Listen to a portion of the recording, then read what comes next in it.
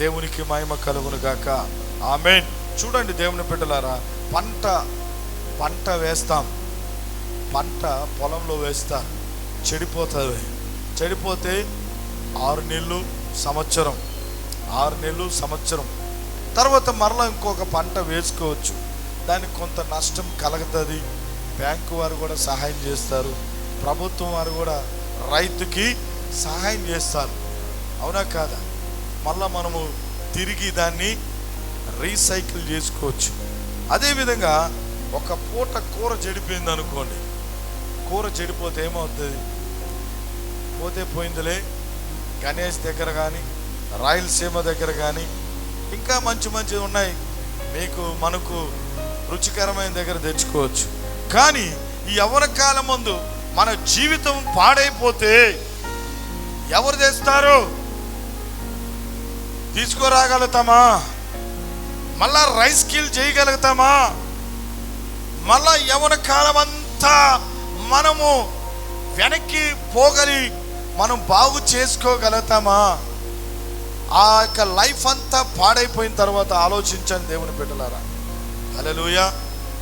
తీసుకొని రాగలుగుతామా? పంట అయితే మళ్ళా వేసుకుంటాం, కానీ మన లైఫ్ యవ్వన కాలమందు పాడైపోతే నీ హృదయము పాడైపోతే, భూలోకమున దేవుని సన్నిధి దేవుని ఇలా చూడగా ఏమైపోయిందంట? చెడిపోయి ఉండేను అన్నాడు. ఆదికాండం 6వ అధ్యాయంలో చదివితే భూలోకమున యెహోవా సన్నిధి ఎలా ఉంది? చెడిపోయింది. అరే, ఒక కూర చెడిపోతేనే బాధపడతా. ఒక షర్ట్ కొనుక్కుంటే అది బాగా స్టిచ్చింగ్ లేకపోతే ఎంత బాధపడతాం? అవునా కాదు? చెప్పండి. ఒక ఇల్లు కట్టుకొని ఎంతో మనము కష్టపడి ఇల్లు కట్టుకొని ఆ ఇల్లు ఒరుస్తూ ఉంటే ఎంత బాధపడతాం? ఆ ఇల్లుకి సరైన పెయింటింగ్ కాకపోతే, సరైన డిజైన్ లేకపోతే ఎంతో కృంగిపోతాం, బాధపడతాం. అది చూసినప్పుడల్లా బాధపడతా ఉంటాం. కానీ దేవుడు ఇంత గొప్ప విశ్వాన్ని, ఈ అద్భుతమైన సృష్టిని మనకు కలుగజేసి, ఇన్ని పర్వతాలు, ఇన్ని కొండలు, ఇన్ని లోయలు, సముద్రాలు, మన కన్నులతో చూడలేనివి ఎన్నో ఉన్నాయి ఈ భూమి మీద. కోటాను కోట్ల ఇంత సృష్టిని మానవుడు భూమి మీద ఏం చేశారంట? చెడిపేస్తా ఉన్నాడు. దేవునికి ఎలా ఉంటుంది?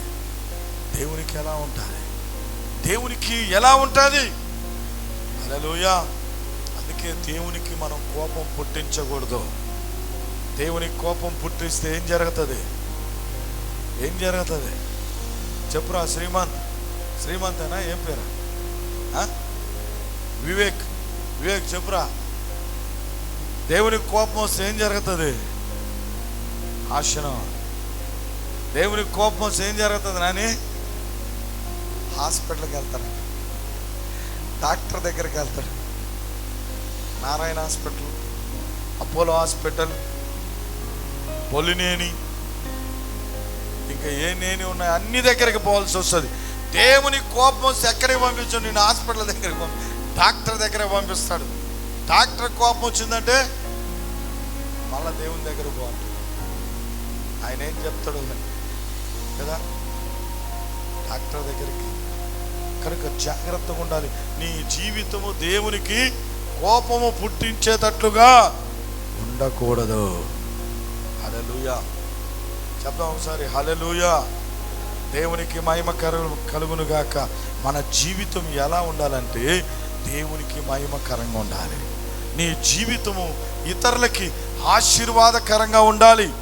దేవుడు ఒక అందమైన జీవితాన్ని మనకిచ్చాడు, ఒక బ్యూటిఫుల్ లైఫ్, ఒక అవకాశం ఇచ్చాడు. ఈ లోకంలో నిన్ను పంపించాడు. నీకొక పేరు పుట్టి, నీకొక నామకరణం, ఒక చదువు, ఒక ఉద్యోగం, ఒక వ్యాపారం, నీ స్థాయిని బట్టి, నీ కుటుంబాన్ని బట్టి ఆయన కుటుంబంలోకి నిన్ను నడిపించున్నాడు. దేవుని బిడ్డలారా, ఎందుకనంటే నీవు ఇక్కడ దేవునిలో ఎదిగి, దేవునిలో బ్రతికి, మరలా మనం ఎక్కడి నుండి వచ్చామో అక్కడి అక్కడికే వెళ్ళాలని, నరకానికి పోకూడదని దేవుడు కోరుకుంటా ఉన్నారు. ఆమేన్. హల్లెలూయా.